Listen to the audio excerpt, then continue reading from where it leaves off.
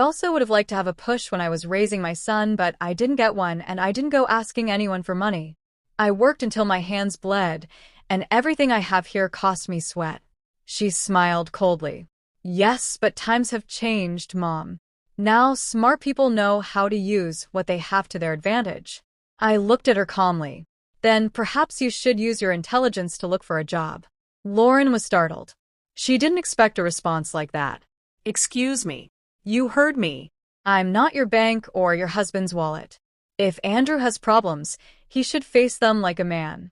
And if you're here thinking you're going to convince me with smiles, you came to the wrong door. She stood up abruptly, red with fury. You don't understand, Mom. Andrew does everything for you. The fame, the money, he does it all to give you a better life. I laughed. A dry, joyless laugh. No, dir. He does it for himself. If he really did it for me, he would look me in the eye instead of laughing at them. Lauren grabbed her handbag angrily and walked toward the door.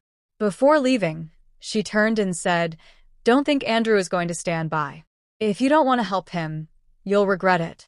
I closed the door slowly, without saying a word. I stood listening to the sound of her heels walking away down the path. I didn't feel fear. I felt an immense clarity. I went to my desk, took out the notebook, and wrote a new note beneath the plan.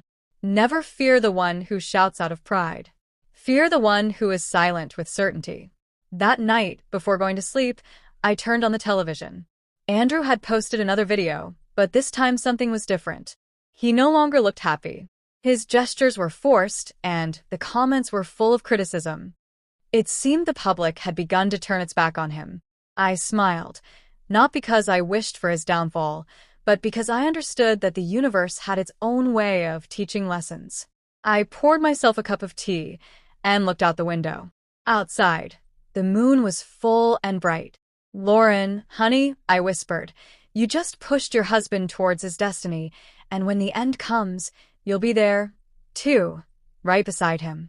I took a sip of tea, closed the notebook, and before going to sleep, I knew that the worst had yet to happen. Life, like justice, always returns what is sown. And Andrew had SWN too much poison to escape unscathed. The days following Lauren's visit were strangely quiet. Too quiet. That calm that precedes a storm that you can already smell coming, even if you don't know where from. Every night, as I closed the windows, I had that sharp feeling in my chest that something was brewing behind my back. I wasn't wrong. One afternoon while making coffee, I heard a loud knock at the door. It was the mail carrier. He handed me a large envelope with a bank's letterhead. It wasn't just any letter. Opening it, I felt my blood run cold. It was a notification informing me that my main account had been temporarily intervened due to suspicious activity made from an unauthorized access. Movements that, according to the details, matched the secondary account number I used. Andrew. I set the letter on the table and took a deep breath. I didn't cry. I didn't scream. I just stayed still, looking at the blue ink on the white paper like someone contemplating an ancient betrayal that finally reveals itself. He had done it. My own son had tried to empty my savings. I went to the phone, called the bank, and confirmed what I already suspected. Andrew had submitted a false document with my forged signature requesting a transfer to his account. They stopped him in time thanks to a verification protocol. When I hung up, the trembling in my hands turned into a frozen strength. I didn't sleep that night. I sat in front of the old desk and opened the folder where I kept everything. Deeds, receipts, signed papers, and the notebook where I had been writing down every step of what I was experiencing. Every word, every memory was now proof. Not just of his ingratitude, but of my own resilience. At dawn, I called Mr. Peterson, my lawyer. "It's time," I simply told him. He didn't need to ask what I meant. "Mary, are you sure?" he asked in a serious tone. "More than ever." We set the appointment for the following morning. Meanwhile, I spent the day in silence. I prepared my house, organized the papers, cleaned the windows, not out of obsession, but out of a need to leave everything in peace before the hurricane. When I finished, I poured myself a coffee and went out onto the porch. Just then, the phone vibrated. It was a text message from Andrew. "Mom, I need to talk to you." Don't ignore me. I know you're mad, but I did it for your own good. I smiled. That for your own good was the phrase he had used to justify all his mistakes since childhood. Come tomorrow at 10 o'clock, I replied. He arrived punctually with swollen eyes and a grown beard. Behind him, Lauren waited in the car, nervous, constantly moving her foot. He walked in without asking permission, as always. Mom, this got out of hand, he began, his voice cracking. I didn't mean to hurt you, really. I just needed help. I observed him serenely. Help, or what was left of what you didn't earn. He frowned, annoyed. You have no idea what it's like to maintain a lifestyle like mine, Mom. People expect things. There are contracts, appearances. Then break those appearances, I interrupted him. Because what you're building is not a life, it's a farce. Andrew paced the room, his hands on his head.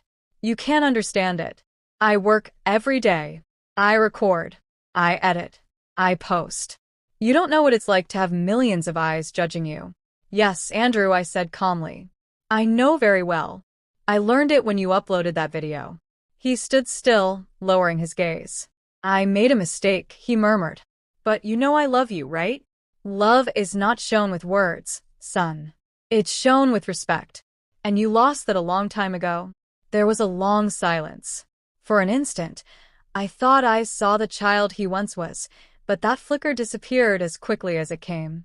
Fine, he finally said. If you don't want to help me, don't. But when all this crumbles, don't come looking for me. Don't worry, I replied. I don't plan to. When he left, I closed the door slowly and watched a shadow walk away down the path. It was the image of a man who had chosen his own abyss. The next morning, I went to the lawyer's office. There, I signed the last documents. Withdrawal of authorization, closing of joint accounts, elimination of privileges, everything. In the end, Mr. Peterson looked at me with a mixture of respect and sadness. You have done the right thing, Mary, but this won't be easy for him. I know, I said firmly. But maybe what he needs is not money, but a dose of reality. That same afternoon, the bank sent the notification. All accounts associated with the name Andrew Johnson had been eliminated. I knew the news would reach him in a matter of hours. And it did. That night, while eating a hot bowl of soup, my phone vibrated again. This time it wasn't a text but a call. I answered. Mom. Andrew screamed from the other end, desperate. The bank blocked me. I don't have access to anything. My savings, my income, everything disappeared. I know, I replied without changing my tone. There was a long, tense silence. Was it you? He asked, his tone somewhere between fear and fury. No, I said calmly. It was you, Andrew. You were the one who destroyed what you had. I just took my hands out of the fire. He hung up without saying a word. I stared at the phone on the table, listening to the distant sound of the wind creeping through the cracks. I didn't feel guilt. I felt peace. Because in that moment I understood that sometimes a mother doesn't teach with hugs, but with boundaries. And that boundary was the beginning of the end. Not just for his money, but for the mask he had been wearing for years. I never imagined that the sound of silence could bring so much relief. The social media, the recorded laughter, the fake applause, everything that had enveloped Andrew for so long began to crumble slowly but relentlessly. 1 week was enough. Just one. The first rumors arrived as whispers in the comments of his videos. What about his mom? Why did she disappear from the channel? That story was fake. Right. Then, like an inevitable tide, the scandal grew. A news outlet published a story about the illegal transfers in his own mother's name. The title was brutal. Influencer accused of scamming his own mother. That morning, I woke up to the news on television. It didn't surprise me, but it did hurt. Not for him. He had already made his choice. But for the tragedy of seeing him turn into a stranger, the child who once hugged me, trembling in the storms, was now the man who stole from the roof that had sheltered him. I went out to the porch with my cup of coffee and looked at the horizon. In the air floated a strange calm, the echo of a battle that had already ended. And yet destiny still had debts to collect. 3 days later, I saw him appear at the door. Andrew was no longer the same. His messy clothes, his pale face, the dark circles under his eyes, the trembling in his hands. Everything spoke for him. He seemed to have aged 10 years in a week. "Mom," he barely said, his voice broken. "I need to talk to you." I gestured for him to come in. He walked slowly, looking at the furniture, the photos, the corners he had ignored for years. "I lost everything," he finally confessed. "The brands canceled the contracts. The collaboration stopped. Lauren left me." He let out a bitter laugh. "She said she wasn't built for failing in public." I remained silent, watching him, not out of cruelty, but because I understood it was time for his own words to catch up to him. "You have no idea what it feels like, Mom," he continued. "Everyone walked away, my friends, my team, even my followers. No one answers my messages anymore.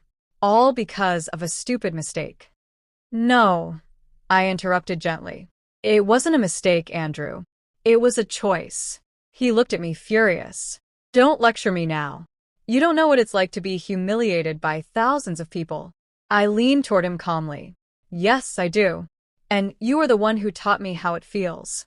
The silence that followed was heavier than any scream. Andrew lowered his head, his eyes filled with tears, but he didn't let them fall. "I didn't mean to hurt you," he murmured. "I just wanted them to see me, for someone to value me." "And you thought making fun of your mother would give you value?" I asked in a low voice. "What you did wasn't looking for love, son. It was begging for attention." He clenched his fists. "Everything I did was for you, to give you a better life." "No," I repeated. "You did it to fill a void that only you created." I walked to the shelf and picked up a photo of him as a child. "Do you see this child?" I said. He was happy with a rag ball and a hug. "What happened to that child, Andrew? Where did he go?" His eyes clouded over. For an instant I thought I saw the son I once had. "I don't know, Mom," he whispered. Somewhere along the way, I stopped recognizing myself. He put his hands to his face and burst into tears.